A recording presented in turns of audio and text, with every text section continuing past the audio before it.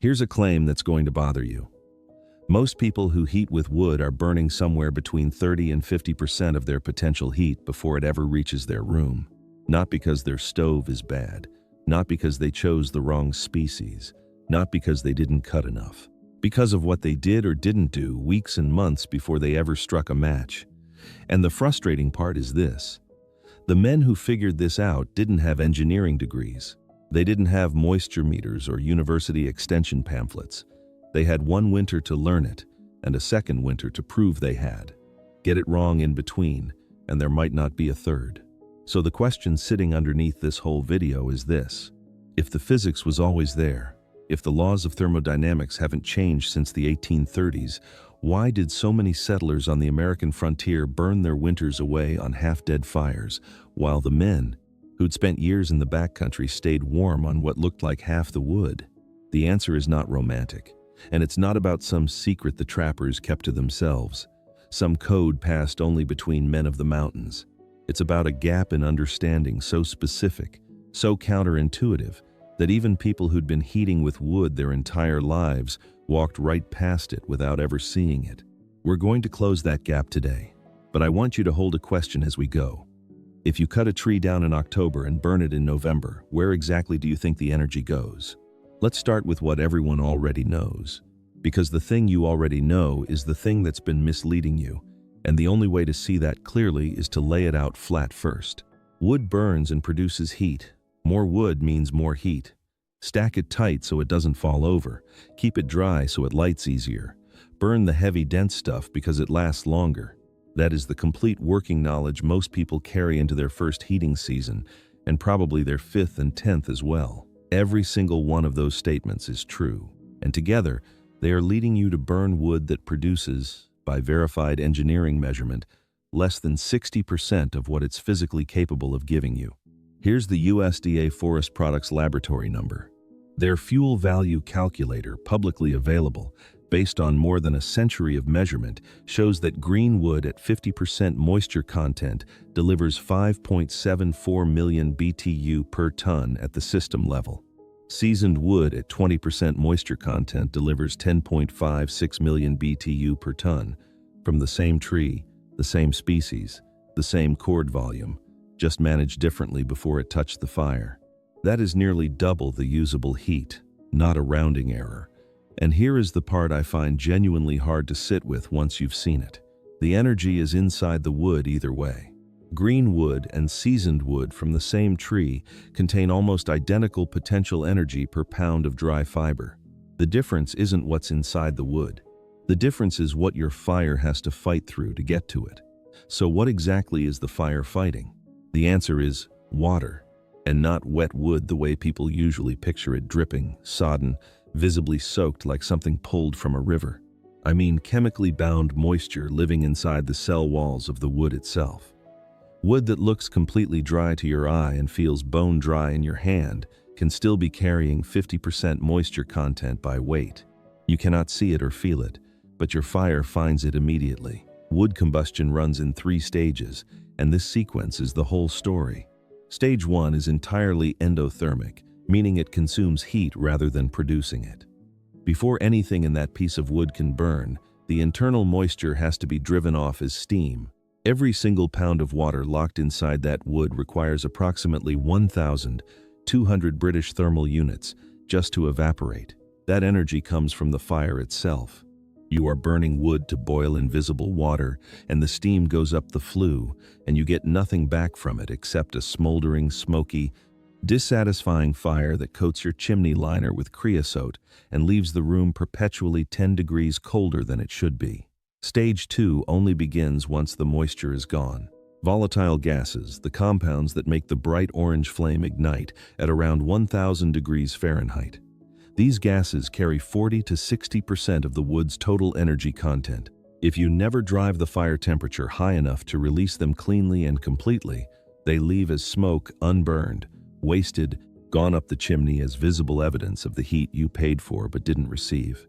Stage 3 is the charcoal burn, the slow, deep red glow of remaining carbon reacting with oxygen at the coals stage. This is the dense, sustained, even heat of a fire built on properly seasoned hardwood, When everything is working right, not a lot of flame, but a steady, reliable output that doesn't require constant attention. Burn green wood, and you spend most of your fire trapped in stage 1. The fire is working to evaporate moisture instead of building toward the temperatures that release volatile gases efficiently. You never get the sustained heat needed for complete combustion. The result shows itself in creosote on your chimney liner, in smoke drifting back into the room on cold mornings, in a stack of wood that vanishes twice as fast as you thought it would. The University of Missouri Extension puts the per-pound numbers plainly. 1 pound of wood at 20% moisture yields approximately 7,100 British thermal units of available heat. That same pound at 75% moisture, roughly what a freshly felled hardwood carries straight from the stump, yields around 4,900 British thermal units. A 31% loss per pound before you account for combustion efficiency drops on top of that. Hold that 31% because the follow-up question is the one that matters.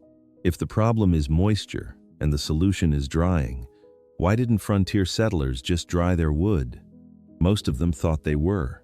This is exactly where the trapper's knowledge separates from common sense, and where common sense turns out to be wrong in a way that hurts you specifically when it matters most. The assumption most people carry, and it feels so reasonable that almost nobody questions it, is that cutting wood and leaving it in a pile equals drying. Given enough time, doesn't all wood eventually season? It does. But enough time for dense hardwood stacked the wrong way, in the wrong place, without splitting, can stretch past 2 full years. And a settler arriving on the frontier in September, cutting green timber from whatever trees were nearest, and burning it by November, was nowhere near that threshold. The University of Maryland Extension published a study on this publication, FS 1074, tracking actual moisture content in hardwood firewood under different storage conditions. Their result on unsplit rounds is the one that stops people cold when they first encounter it. Unsplit hickory rounds still exceeded 30% moisture content after a full year of outdoor storage, not after a month or a season, but after 12 months of sitting outside. Those rounds were still too wet to burn at anything close to their potential. Split pieces of the same wood, from the same trees, reached usable moisture levels in roughly 6 months. The same wood reached usable moisture in half the time because of one decision made at the chopping block before the pile was ever built. That's the first thing the trapper knew that most settlers didn't. Not that wood needs to dry, everyone understood that much, but that an unsplit round sitting in a pile is barely drying at all, and that the decision to split immediately rather than to split later is the decision that determines everything about how warm you'll be 6 months from now. Rufus Sage traveled and wintered in the Rocky Mountains in the early 1840s, and he left an account of how experienced men selected their winter fuel that reads almost like a field manual, except that it wasn't written as one. He wrote it as observation, because it was obvious to him. The decisions he described were so settled among the men he traveled with that they didn't require explanation, they required only recording. In Rocky Mountain Life, Sage described the selection criteria for a winter camp in a sequence: shelter from wind, shelter from observation, access to water, southern sun exposure, and listed as a specific non-negotiable requirement proximity to fuel that was already dry, not merely proximity to standing trees or forest. That distinction is the whole game, and Sage didn't linger on it because he assumed everyone understood what it meant.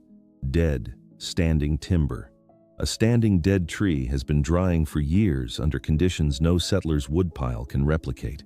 Gravity has been pulling residual moisture down and out through the root system. Wind has moved across every surface continuously. The bark has weathered and split, opening channels for further moisture escape. A standing dead tree is, in many cases, closer to properly seasoned firewood on the day it falls than a living tree will be a full year after cutting. A fallen log, by contrast, lies against wet ground that wicks moisture back into the wood from below. The underside rots, and the wood in contact with soil absorbs rather than releases moisture. The trapper preference for standing dead over downed green timber isn't sentiment, It's the difference between fuel that burns at 80% efficiency and fuel that struggles past 50. That preference wasn't intuitive to someone new to the woods. A freshly felled tree is clean, bright, aromatic, easy to split. The wood looks alive because it was alive an hour ago. A dead standing tree looks wrong to someone raised to think of good firewood as fresh timber. But the trapper who spent his first winter burning bright, fresh timber and his second burning gray, standing deadwood didn't need to read a study. His thermometer was the temperature of the cabin, and the feedback was immediate. Warren Ferris spent years in the Rocky Mountains in the 1830s and left journals that give us a different angle on the same understanding. His notation about fuel was brief but pointed. He preferred dry aspen wood, which burns clear without smoke, and that distinction matters more than it appears to at first reading. Inside a teepee or a skin lodge with limited ventilation, a smoky fire isn't an inconvenience. It's a sustained respiratory hazard that makes the shelter nearly uninhabitable. Ferris had internalized a species preference, a moisture standard, and a combustion quality standard, and expressed all three in 9 words about firewood. That is, compressed expertise, the difference between someone who'd been cold and learned from it, and someone who hadn't yet had enough cold winters to know what they were doing wrong. The aspen preference is also interesting from a species standpoint. Aspen is not a high BTU wood. A cord of quaking aspen delivers roughly 18 million BTU, compared to 27.5 million for shagbark hickory, or more than 30 million for Osage orange. But aspen is among the fastest drying species in North America. Its cell structure allows moisture to escape relatively quickly, and dry aspen burns clean with a minimal smoke signature. In conditions where smoke visibility or air quality inside a shelter mattered as much as raw heat output, Ferris's preference was well-reasoned. He wasn't maximizing BTU per cord. He was optimizing for a combination of heat, smoke, and drying time that worked specifically in his conditions. That is applied, context-specific fuel science, not folk wisdom. Osborne Russell kept the most comprehensive journal of any mountain man operating in the 1834 to 1843 period, and his description of how trappers structured their winters is worth reading carefully. Russell, who spent time with Jim Bridger's brigade of 60 men, wrote that the winter employment of a fur trapper consisted of 3 things: eat, attend to the horses, and procure firewood. Not cut a pile on a given Saturday and consider it done, but procure it continuously, as a daily occupation equal in standing to feeding themselves and maintaining the animals they depended on. That's a completely different relationship to fuel than the settler model. The settler's approach was batch production. Cut a large pile before winter, let it sit, burn from it as needed. The trapper's approach was continuous management. Assess daily what's available, what's burning well, what needs to be sourced before conditions make sourcing difficult. The batch approach fails when conditions exceed the calculation behind the batch. The hard winter of 1880 to 1881 exceeded every calculation most settlers had made. The children's blizzard of January 1888 exceeded every calculation about how quickly conditions could change. Systems built around batch assumptions broke under the weight of winters those assumptions hadn't accounted for. Russell also left a cautionary note that belongs in any honest account of trapper fuel knowledge. When his companions built a shelter from pitch pine logs, the highly resinous wood abundant at certain elevations, the structure took fire and the blaze ran to the tops of the trees. Trappers weren't uniformly expert. There were catastrophic errors, bad decisions, and men who learned the worst lessons too late. But the ones who survived multiple seasons had worked out what the wrong choices looked like, and they'd developed preferences and habits that weren't arbitrary. Every preference had a cost behind it. Now, I want to come back to the question of how you stack the wood, because this is where I think most modern people are still making the same mistakes the settlers made, and the reason is a misunderstanding about how moisture actually leaves wood. Wood dries along the grain 7 to 15 times faster than across the grain, a ratio documented independently by New Zealand forestry researchers and the Maine Forest Service, and the physics behind it is straightforward. The longitudinal cells that carried water when the tree was alive The pathways that moved sap and nutrients up from the roots are still physically present after cutting.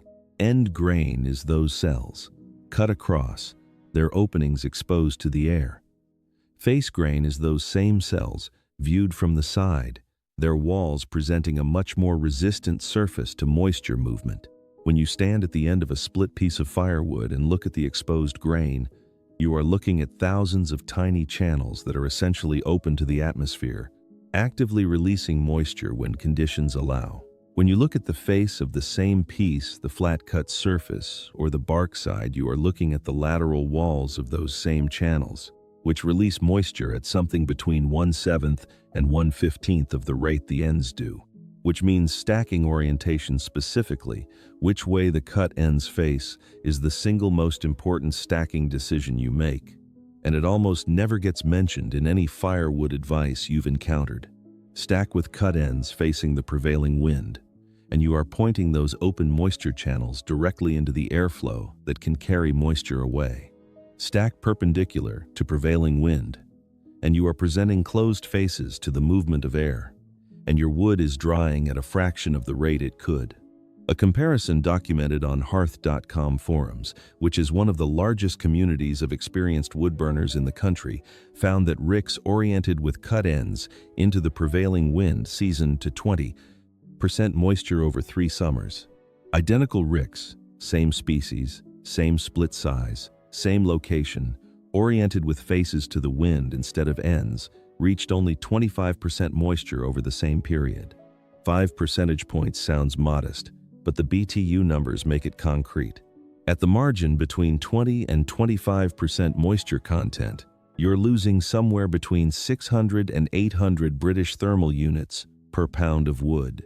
Across a full cord of hickory, which weighs roughly 4,000 pounds dry, that's between 2.4 and 3.2 million BTU of heat that your chimney received instead of your room.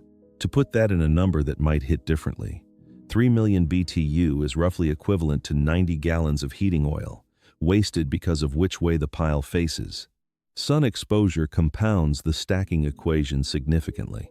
The USDA Forest Service documents that wood with full southern sun exposure dries 2 to 3 times faster than the same wood in shade or on a north-facing exposure.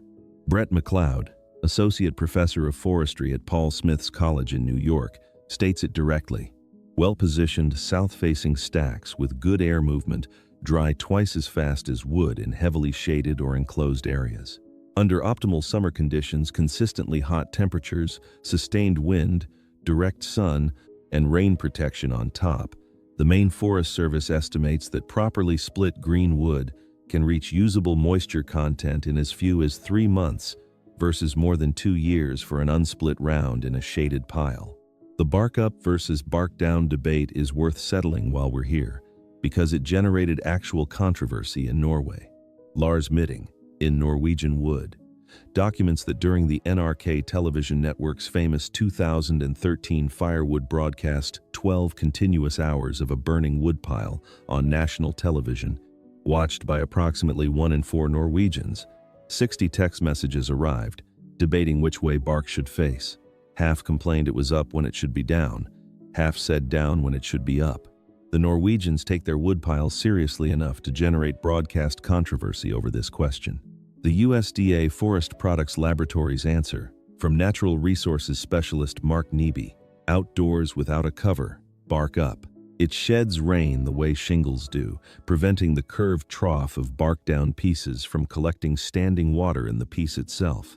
Under a covered roof where rain is no longer a factor, orientation becomes largely irrelevant because airflow does the work regardless. That answer is practical, specific, and grounded in physics, the trapper's standard applied to a modern question. Now I want to talk about a technique that's been romanticized to the point of near mythology in recent years, because the real history is more interesting and more honest than the version being circulated. The round firewood stack, called in American firewood communities the Holzhausen, gets credited with a drying effect so powerful it borders on magic. The central claim is that warm air rising through the hollow center of the round stack creates a chimney effect, pulling fresh, cool air through the porous outer wall, continuously cycling moisture-laden air out and dry air in.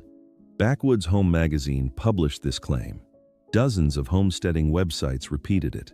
It has become received wisdom, and yet no published scientific study has demonstrated this effect. When native German speakers were asked about the method on woodheat.org, the response was informative. Holzhausen, as a technique name, doesn't exist in standard German. The correct terms for round wood stacks are Holzmiete, Rundmiete, or Holzfinne. Holzhausen is a common German village name, not a firewood stacking method. The American firewood community borrowed a place name, attributed it to a technique, and built a mythology around it. When experienced practitioners have actually tested the round stack against straight rows under controlled conditions, the results don't match the mythology. A detailed comparison documented on hearth.com found that the outer ring of a round stack dried at roughly comparable rates to traditional rows, while the center wood, packed vertically and enclosed on all sides by the outer ring, dried significantly slower and showed higher rates of mold and rot. The overall drying time for the round stack ran, in this account, on average about 40% longer than conventional rows. What the round stack genuinely offers is real: space efficiency per square foot of ground, structural stability without end posts, and cultural significance that in Northern European tradition is not trivial. The Bavarian saying that a man's woodpile reflects the state of his character is documented, and some accounts extend it further. Women evaluating potential husbands would inspect the woodpile as a character test. Even the Norwegian broadcast controversy is real. These are societies that had been staring at woodpiles for survival long enough to develop opinions about them. The honest version of the round stack story is that it's a space-efficient storage method with a cultural lineage, not a superior drying system. And the honest version is actually more interesting than the myth, because it shows how fuel knowledge, cultural identity, and practical storage all got woven together into something people cared about enough to fight over on national television. The hard winter of 1880 to 1881 is the stress test that shows what happens when settler fuel management fails at scale. The American Meteorological Society, in a 2020 analysis of the climatological record, described this winter as one of the most severe since European-descended settlers arrived to the central United States. In Dakota Territory, blizzards began in October 1880.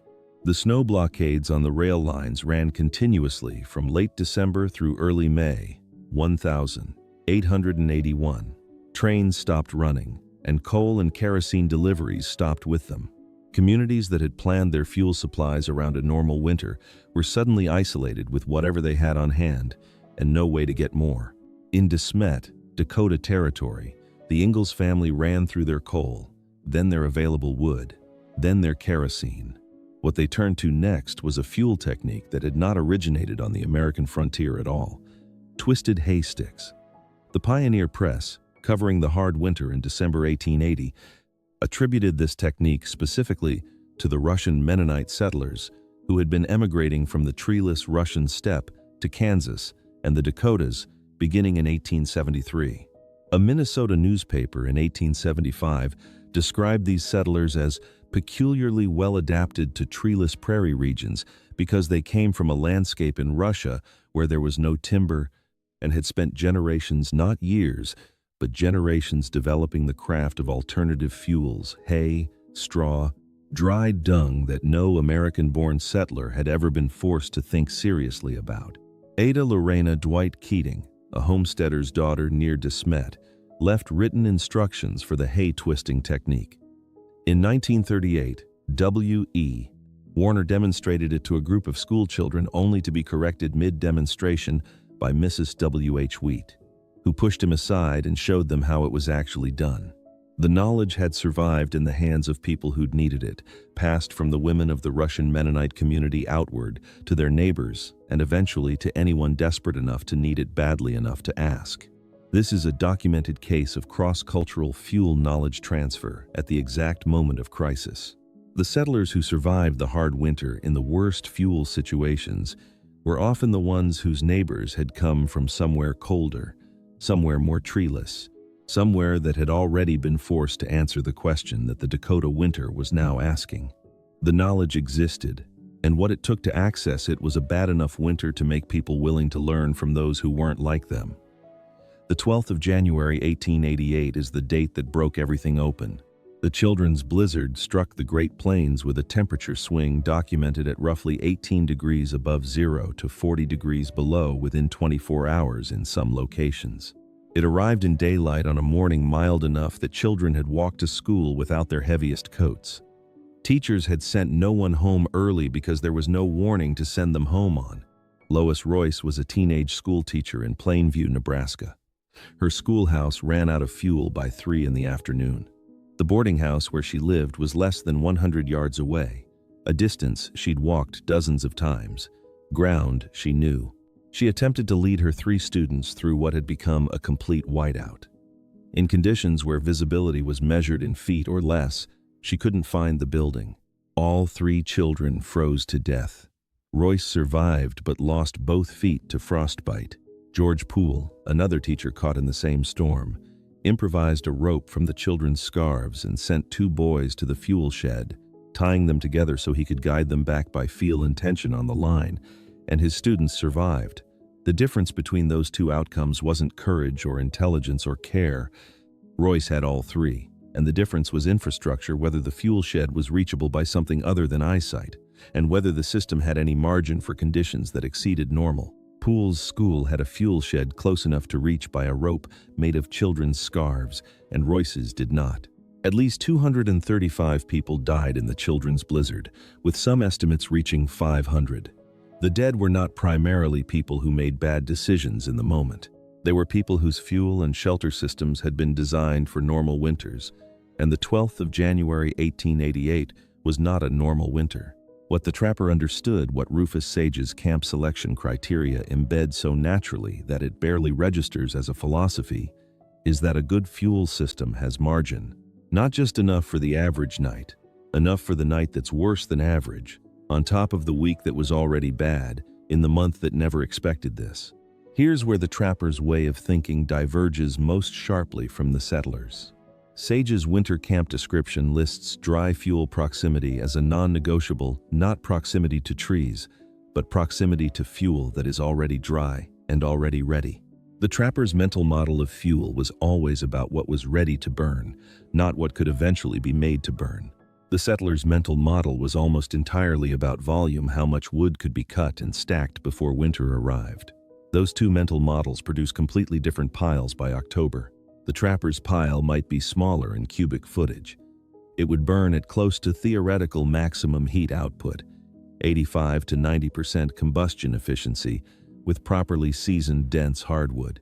The settler's pile might look imposing stacked high against the cabin wall, and still leave the family burning at 54% efficiency on the coldest nights, going through wood twice as fast as expected, running short by February, and making increasingly desperate decisions about what to burn next. The USDA Forest Products Laboratory data is not describing a laboratory curiosity. It is describing, in precise numerical terms, the gap between those 2 ways of understanding what firewood actually is. Firewood is not a tree that got cut. Firewood is managed, stored energy, and the management starts the moment the tree falls, or, in the trapper's model, before that, in the selection of what to fall. Let's put the numbers together in one place, because laid flat they tell the whole story. A cord of shagbark hickory, fully seasoned to 20% moisture, delivers 27.5 million BTU, according to University of Tennessee Extension species data. A cord of eastern white pine at the same moisture level delivers roughly 15 million BTU. Osage orange, the densest firewood species available across much of the central United States, exceeds 30 million BTU per cord. The difference between species is driven almost entirely by density. More wood fiber per cubic foot means more fuel energy per unit of space. A cord of Osage orange contains roughly double the heat of a cord of spruce. Overlay moisture onto that picture, and at 50% moisture content, the condition of a freshly felled hickory, the same cord delivers 54% of its potential heat output. At 20% moisture, it delivers close to 90%. The gap between "I cut this in October and burned it in November" And I cut this last spring, split it immediately, stacked it right, and burned it in November, is somewhere between 35 and 45% of the wood's total heat content. On one cold night, that gap is uncomfortable. Across a winter where you're dealing with limited supply, no reliable resupply route, and no room for the kind of error that cost Lois Royce her feet, that gap is the distance between the family that made it through and the family that didn't. Splitting is the variable that makes the timeline manageable. The University of Maryland study found split wood reaching usable moisture in roughly 6 months. Unsplit rounds of the same species took more than a year to reach 30% moisture, still above the efficient combustion threshold. The mechanism is the 7 to 15 times grain direction drying advantage. Splitting creates more end grain exposure per piece, multiplying effective drying surface without requiring any more time in the sun. The same wood, same location, same weather, same stack position, split in pieces instead of left as round seasons in half the time. Combine that with south-facing orientation, cut ends into prevailing wind, elevated off the ground with air movement underneath, covered on top and open on the sides, and 8 months of sun and wind will do what no fire can do once the wood is already in the stove.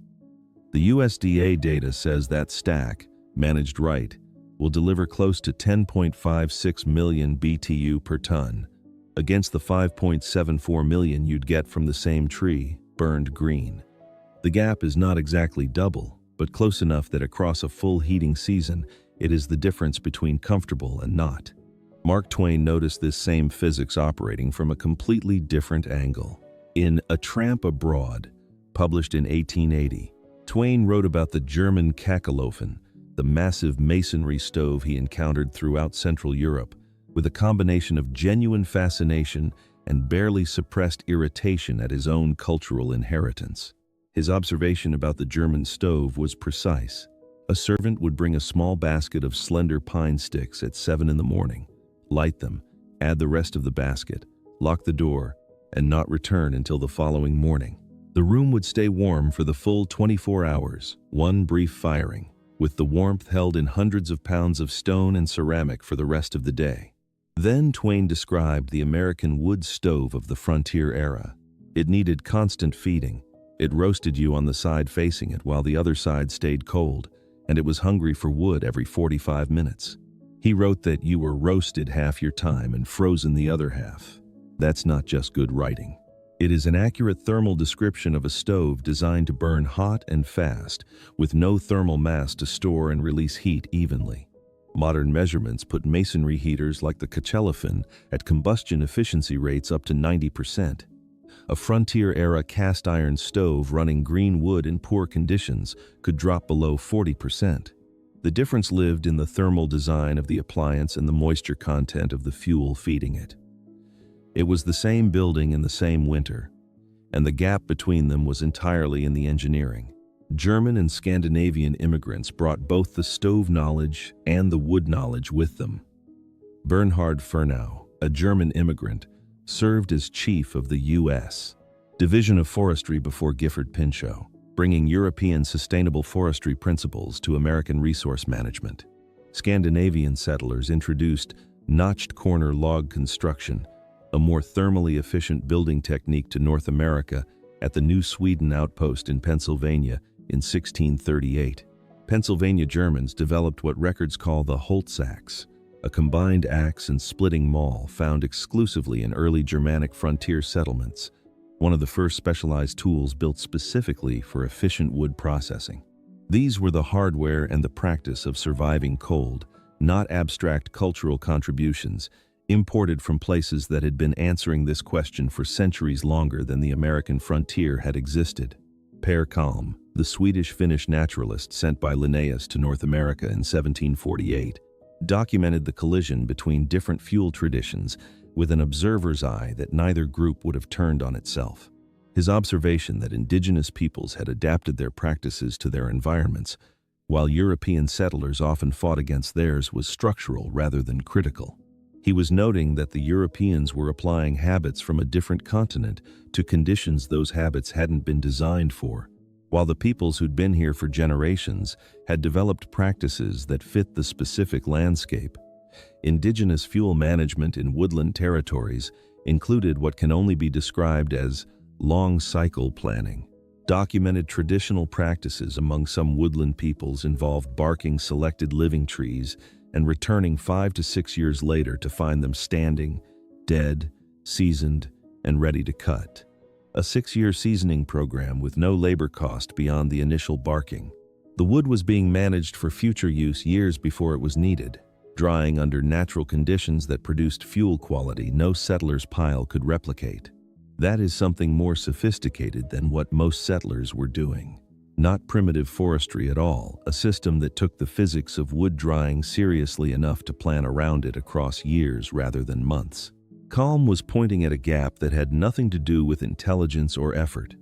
The settlers worked hard, and many of them worked harder than the people whose fuel systems outperformed theirs.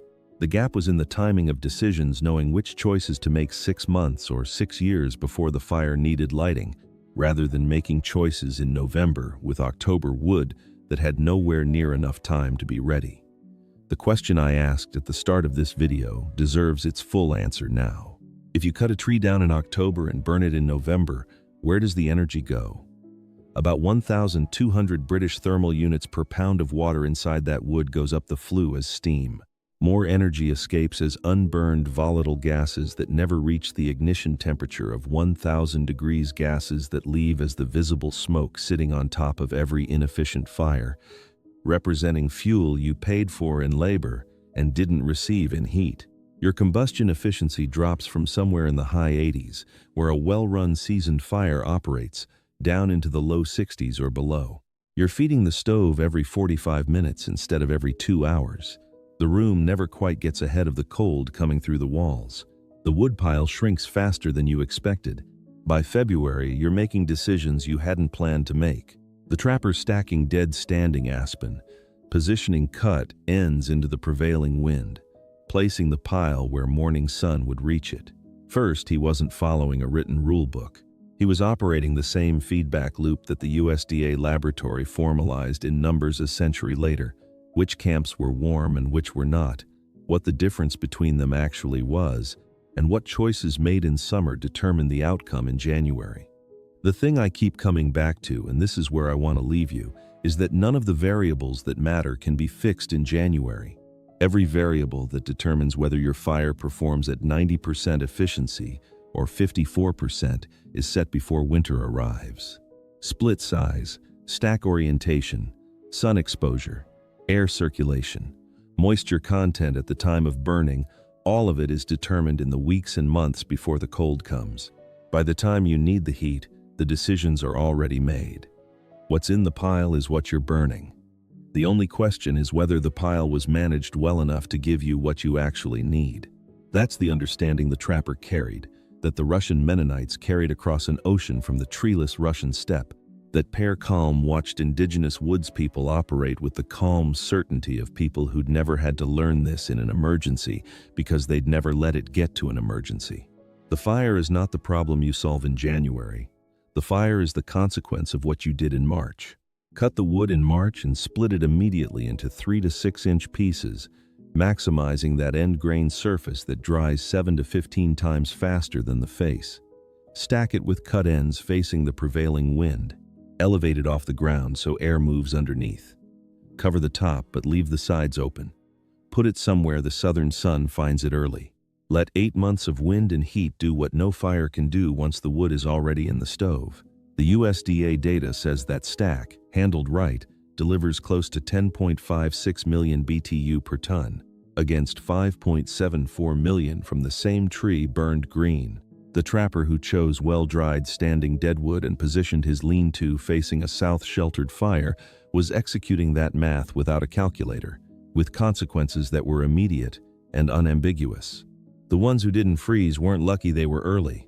Share Project Contentment Montaigne, created by Yuhao Mountain Men, avoid these styles. These styles were used. TXT 1, 4, 3, line STKST.